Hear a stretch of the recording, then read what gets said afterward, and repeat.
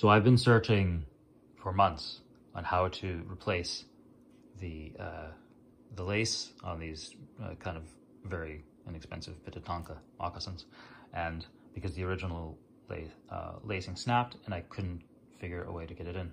Anyway, so today I simply took 3 paper clips, straightened them out, used needle nose pliers to bend them into shape,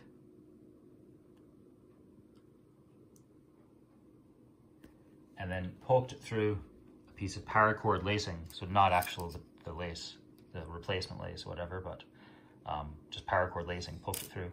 It took a couple of tries, but I managed to snake it through the entire shoe, moccasin rather. And previous to this, I was having strong difficulty because I'm an idiot and I couldn't figure it out. But anyway, so because I couldn't find anything on YouTube about this, I figured I'd post a little snippet and show how I did it. Good luck.